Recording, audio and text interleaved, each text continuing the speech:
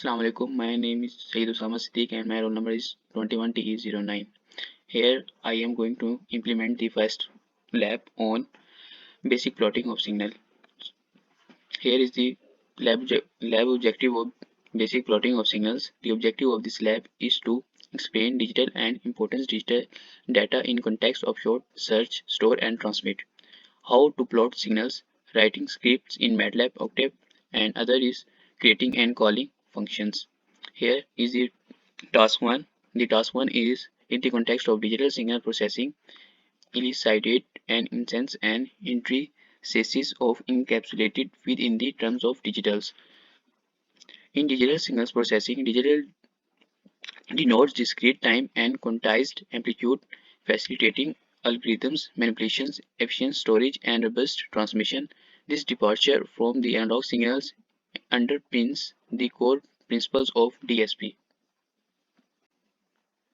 In task 2, explain how does the choice between linear search and binary search in DSP application illustrate the relationship between the digital data and sorting and what are the implementation for data processing efficiency. Solution. The choice between linear search and binary search in DSP reflects the impact of digital data organization in sorting efficiency. Linear search hearkens to unsorted data scans sequentially suitable for unordered datasets. Binary search resembling sorted data exploits data structures, demonstrating the efficiency gained by organized data digital information. The implementations of that sorting digital data optimize search algorithms, enhancing processing efficiency by enabling faster, more targeted searches. In task 3, in the domain of digital data, what strategies and techniques can be employed to enhance data transmission efficiency? These the strategies and techniques that can be employed to enhance data transmission efficiencies are: the first is compressions, lossless lossy error detections, adaptive modulative codings, multiplexing, protocol optimizations. The other is parallelizations, packet size optimizations, jumbo frames, data prioritizations, caching, and network coding. Here is the task 5 in which we plotting sinusoidals in MATLAB. First, we define time and frequency. Then we define signals and we use command plot command to plotting the output. Here is the task 5 in which we add title, X label, Y label, axis in the above task 4. Here you can see the output. Now moving toward the task 6 in which how plotting multiple signals in same figure. First we define two frequencies and two signals and then we plot the signal 1 and signal 2 for multiple signals in same figure, and here is the output of this task 6. Here moving toward the task 7 in which we plotting multiple signals in one figure without connecting dots.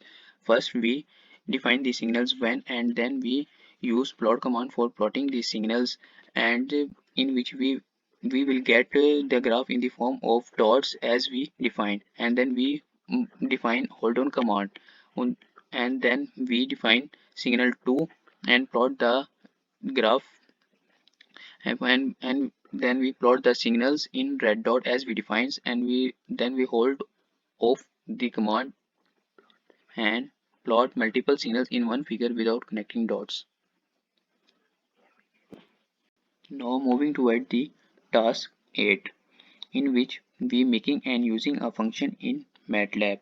We can define a function, my function, which will take a vector as an input and will gives us a maximum and minimum value of the function as an output. Here you can see the output in pic.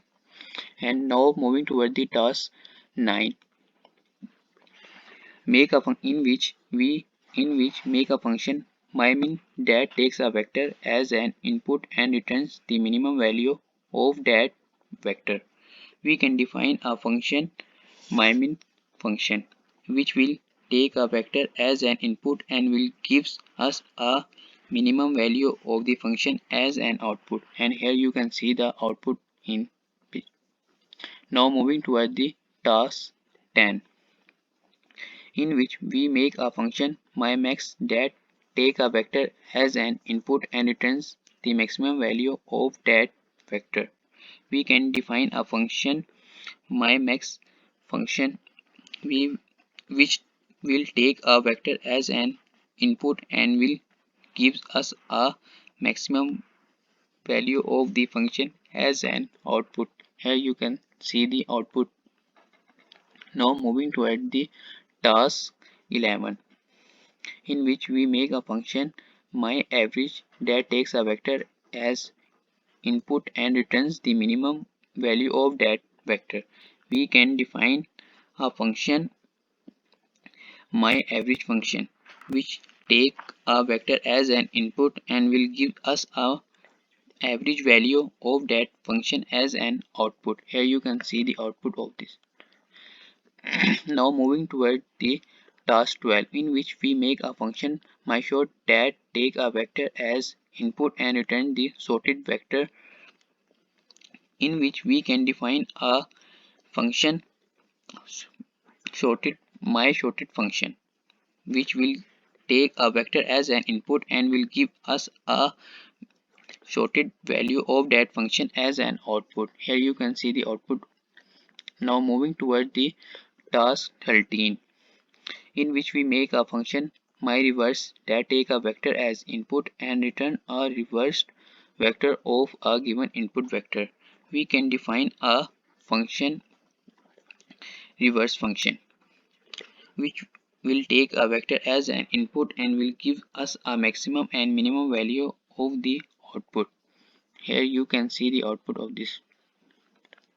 Now moving toward the task 14, in which we define two variables and then we use to uh, subplot command to draw multiple plots in one figure using subplot functions. Here you can see the output of this task 14.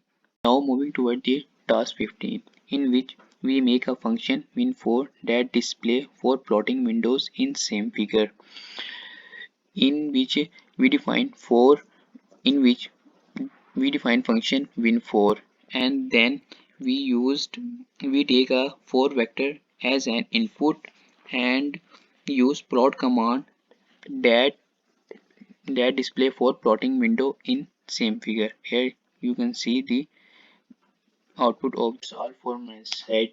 Thank you very much.